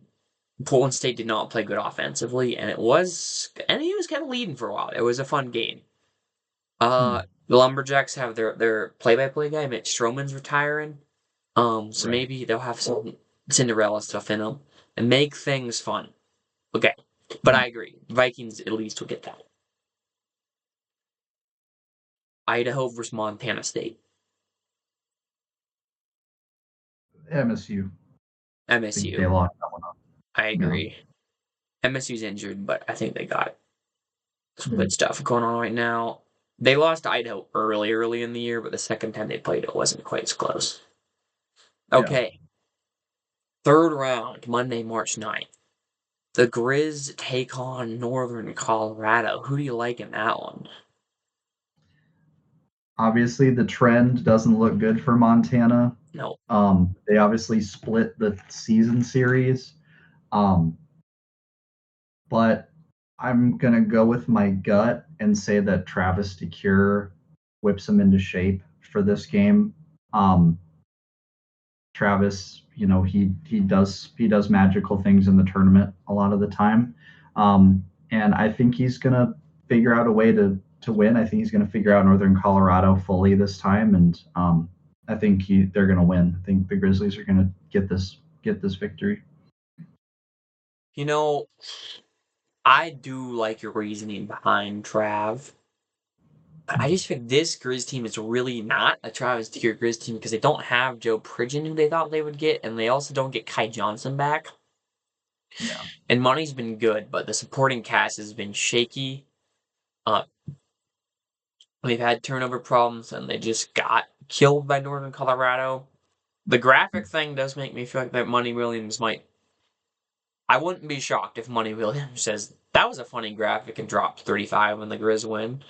Um, and yeah, I don't know how much really they emphasize winning that game in Greeley. Mhm. So I do want to pick the Grizz, but Northern Colorado, I'm going to pick them. I'm going to go with my gut.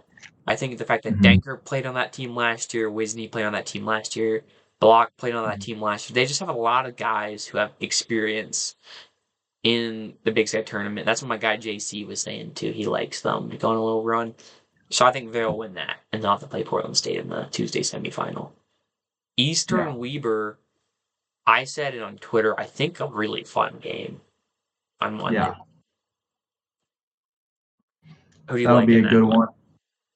Um, I think I'm gonna go with Eastern. I've been really high on them. I know I liked Bieber earlier in the year, but even coming off the loss to Idaho, I think Eastern's still probably the hottest team in the Big Sky for me. You could argue it's either them or Northern Colorado, but I like Eastern a lot. I like what they bring. Monson knows how to win clearly in tournament settings, so I like that. I like that DNA as well. So I'm gonna say Eastern gets the win over Weber. Yeah, I'd agree with you. I think they're the two hottest teams in the conference.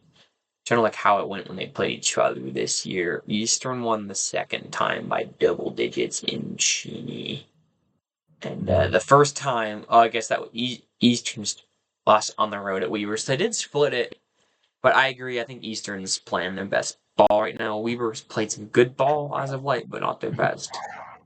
I like Eastern to win that one. Um, okay, so your semifinal, you have Portland State versus the Grizz. I have Portland State versus Northern Colorado.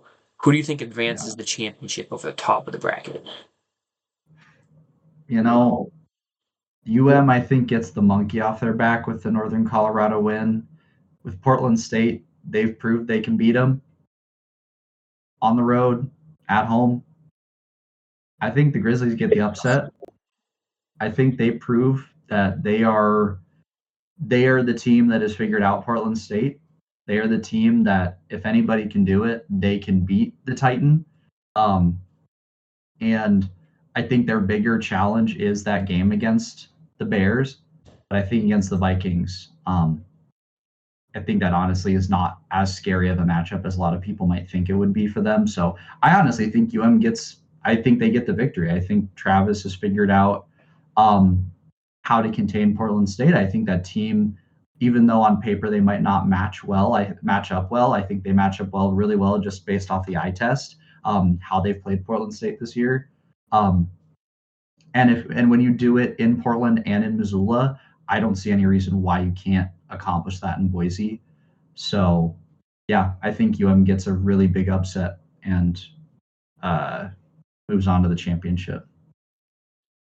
I disagree. I don't think the Grizz could beat Portland State. I just don't think they'll be able to beat them 3 times. But I didn't pick the Grizz. And I do agree that I don't think Portland State makes the championship game, the tournament this year. Last couple of years, except for the Montana State year, it kind of has been a little chalk. Usually, team with 1 seed is kind of won. This year, I don't think that's Mhm. going to happen. I think the league's a little too close together. Um, Yeah. and like I said, why I think Northern Colorado is going to beat UM. I like their pedigree, and they know how to do it. Um, Yeah. and so I like, and they both have problems, but give me the Bears. I don't care. Quinn Denver legacy game. Okay, the Cats play Eastern in both of our brackets. We're going chalk on the bottom. Who do you think wins that one? I'm gonna ride with Eastern here too. I think MSU, they've played super well this year, but I think Eastern is at a point in their season where it's really hard to stop them, and I don't know if MSU's depth and even the depth with the injuries is going to last them for, a deep tournament run, unfortunately. I think the magic was there in the regular season, but I do think it's going to be a little tougher in Boise to keep it as consistent. And yeah, I believe in Monson's squad a lot, so I think Eastern's going to get a win. That'll be a good game. I think it'll be a close game, but I think Eastern's going to have a good one against them. I always feel like I get burned in March Madness when I pick my bracket and I exclude a team because one of their good players is hurt. I like try not to pick them and stuff. Uh, so you know what? I'll pick Montana State. I just think they've just like you said, they've been coached really well. Two good coaches in that game if it was to be played. Mhm. It's coming on ESPN2. And just everything I know is every time Montana State in the last year or so has played on a big stage, it feels like they win.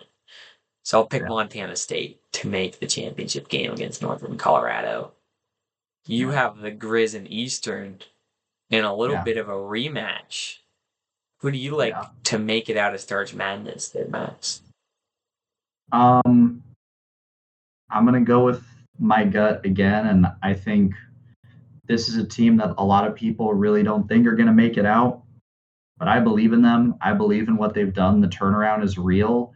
We've seen worse teams conference wise make it out of the championship, and I'm gonna say Eastern gets it. I think Eastern they clean up. I think they take care of business. They've done it at the right time.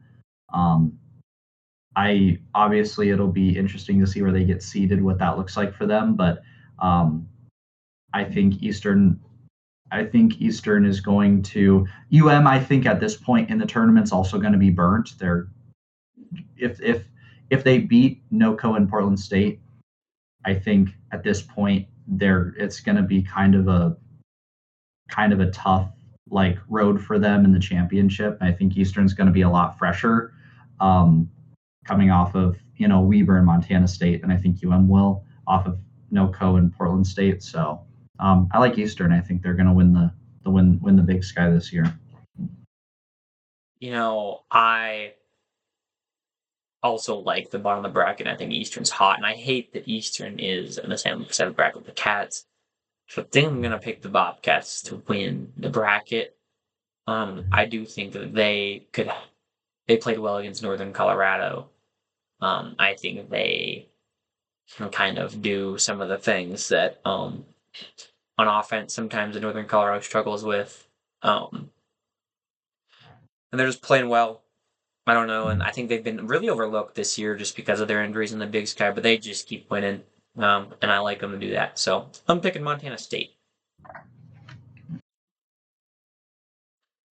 So we made it to the end of this podcast. I mean, oh wow, these guys are crazy. But hopefully it does get crazy in the Big Sky Conference, Starch Yeah. Madness. Oh, Max, thanks for putting your picks in. Can you? I don't even know how you did that so fast. Oh, I had that done before we even started. Oh, okay. I had my predictions done because Um, I was like, oh, I should probably have all this stuff prepped and okay. ready to go. I'll have But to fill mine I out. have a bracket of my picks. Okay. Couple things before we leave, everyone. What's been some of your favorite Big Sky Conference tournament memories that you can remember? Yeah. Oh, just me or the Yeah, you. people? Oh, Yes, you. oh, there's some good. I mean, it's hard not to say the Oakland Fort game winner. That was kind of legendary.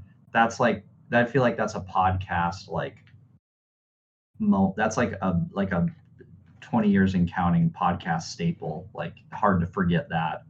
Um, the it was it was 2019 Big Sky Conference tournament. I'm pretty sure. I could be wrong.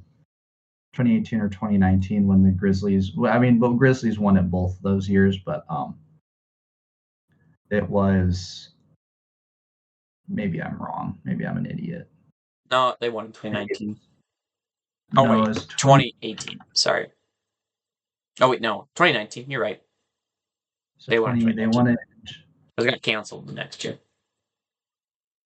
Yeah, it was.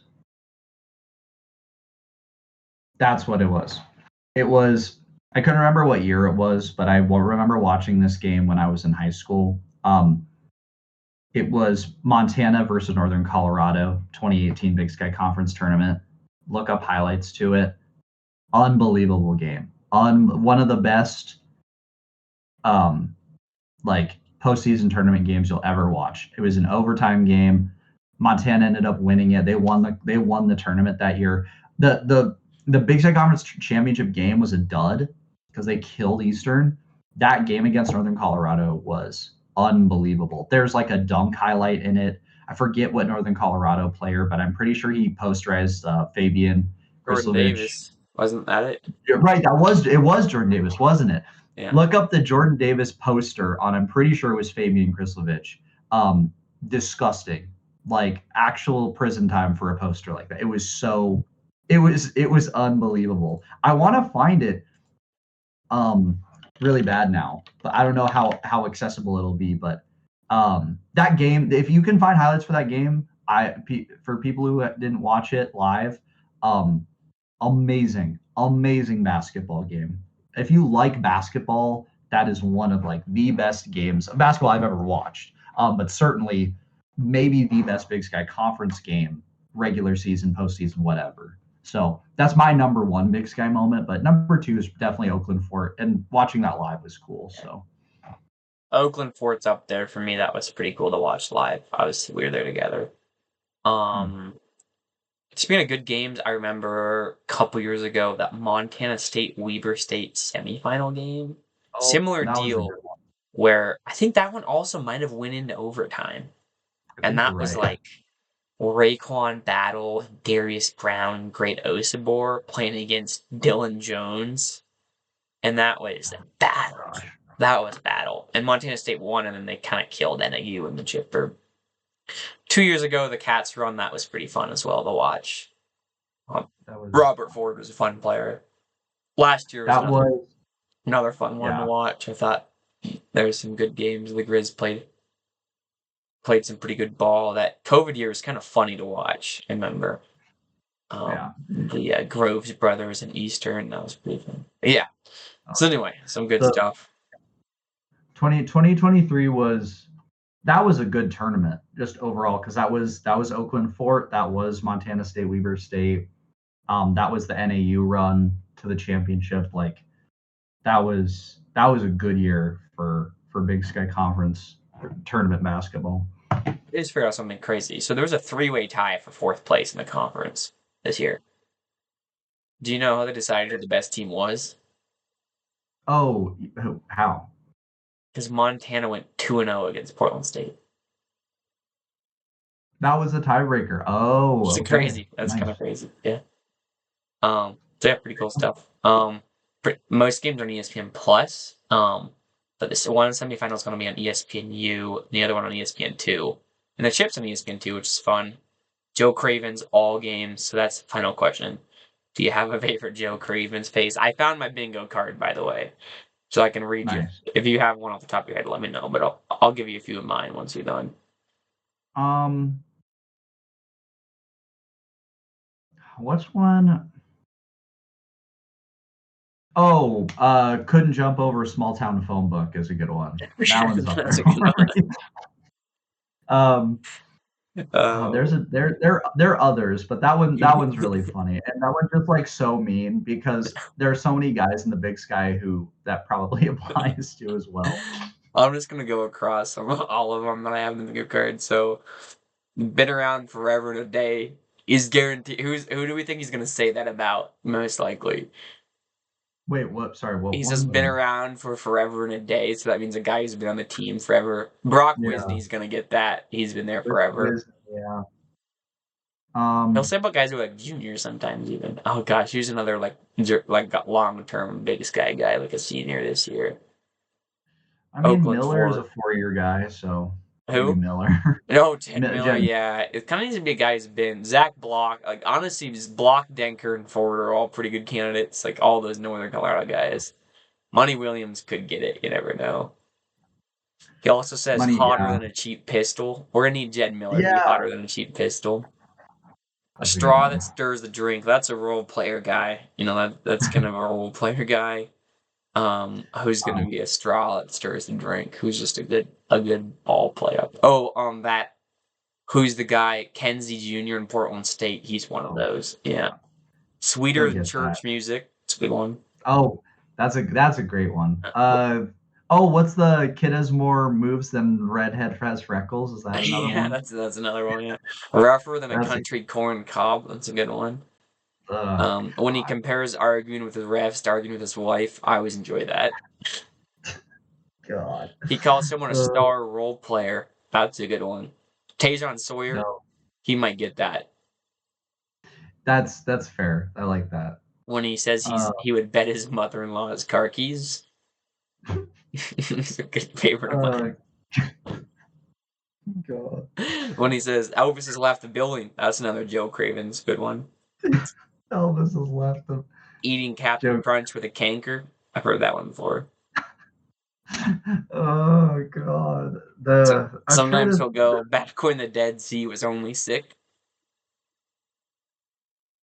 Forgot about that. Last year because the Grizz were so good, he brought up Judd Heathcote like once every 5 minutes. Yeah.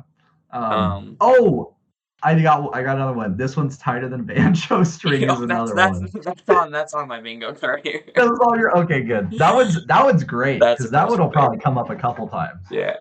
They are definitely gonna mention or show the video of when he got ejected as Weaver State's coach back in the day, which is such a fucking funny video. If you ever seen that. Um, That's yeah. he talks about spending 3 years in the fifth grade. Oh yeah. Like a God. redhead has freckles. That's on there. Yep. Handy as a sure pocket. Since Oh yeah. Moby Dick was a minnow. That's a good one. Hair on a biscuit. Um, That one is that might be one of the best ones. It's like who that's like some of those like seem like something old people would say. There's just no way anybody has ever said that other than Joe Craven. every time there's like a big guy who gets like a rebound and a putback, there's usually something he says about like I don't even remember what it was, but like a hog on a trough. Oh yeah. Oh God. What is? I think you said. I actually think you said that one like Oh, he said that one like multiple times in the He's game got different last year. versions of that one too. Like I listened to a game and wrote all these down last year. Put on a saddle and ride to the finish line. They're gonna say that about my boy Jed Miller. Oh Brown yeah. thing and the round thing, classic. No. Hotter than a Texas parking lot. Tighter than strings on a Yeah. banjo. And 1 foot in the grave and 1 foot on a banana peel. That. Oh god. That is so good. Jeez. This is like Joe Cravens is like well, because my mom doesn't even like Joe Cravens either. Like I feel like I'll be like, Mom, turn on the Grizz game. They're playing in the tournament. And she's like, who's this stupid country guy? so art. Yeah, what's that quote like? Oh god, it's like let me find it. It's the there are cathedrals everywhere for those with eyes to Yeah, see. that's And I think exactly that's right. kind of that's kind of in a way that's Joe Cravens is he is a cathedral. You just have to be willing to see, to see it. God. Okay, But I also think that's like a Jordan Peterson quote. Ooh. So, anyways. cool. That'll send us to a wrap up of the podcast, Jordan Mac. um, we're gonna on our Twitter, both Jack Marshall and Max Duprat. I'm sure we'll have plenty of tweets about what we think during the game, some recaps afterwards. I'm thinking, Max, maybe we go live on YouTube after the championship game, Yeah. or the next day, depending on what works best for you. Because I know they play that one real late, so depends what you're up to. Depends what sleep schedules are up to. 9:30 on a Wednesday. I'm not doing shit. I mean, I'm probably supposed to that, work up for work in the morning, but I could pull an all-nighter. So maybe go live on YouTube so people can comment and stuff. And then once we're done going live on YouTube, we recap the tournament on next Wednesday. We could maybe also do after they announce March Madness a preview show of the NCAA tournament. We could pick yeah, some fun mid-major stuff beyond just the biggest guy, because obviously there's plenty to talk about there, but there's plenty of other fun storylines. We could do another ex-big sky player catch-up thing. yeah. Spoiler alert: Hawaii's got an ex-big sky guy. They look like they might win the Big West. So, thanks for listening, everyone. Stay tuned.